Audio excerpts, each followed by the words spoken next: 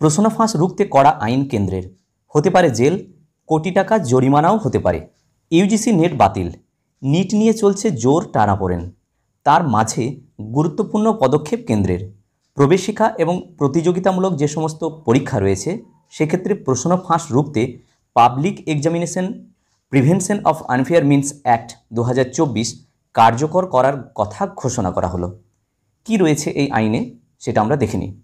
এই আইন অনুযায়ী কোনো ব্যক্তি প্রশ্নপত্র ফাঁস বা উত্তরপত্রে বেনিয়ম করতে গিয়ে ধরা পড়লেই হতে পারে কড়া শাস্তি। তার বিরুদ্ধে জামিন অযোগ্য ধারায় মামলা দায়ের করতে হবে। দোষী প্রমাণিত হলে ন্যূনতম 3 বছর এবং সর্বাধিক 5 বছরের জেল পর্যন্ত হতে পারে। দিতে হতে পারে 10 লক্ষ টাকা জরিমানা। যদি কোনো নিয়ামক সংস্থা জালিয়াতি সম্পর্কে জেনেও কোনো পদক্ষেপ না করে তবে সেক্ষেত্রে ওই সংস্থার 1 কোটি টাকা পর্যন্ত জরিমানা হতে পারে।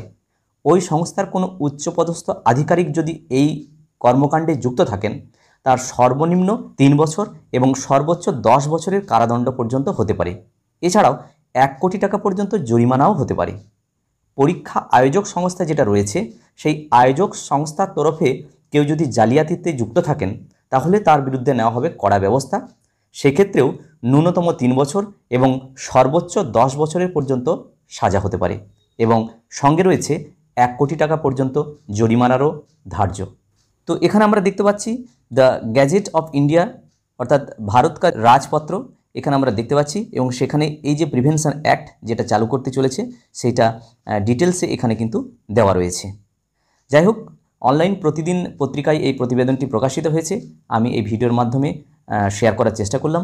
যদি ভিডিওটি ভালো লাগে এবং কাজে লাগে তবে অবশ্যই লাইক, শেয়ার এবং কমেন্ট করা যেতে পারে এবং চ্যানেলে যদি সাবস্ক্রাইব না থাকে তাহলে চ্যানেলটি সাবস্ক্রাইব করে রাখা যেতে পারে।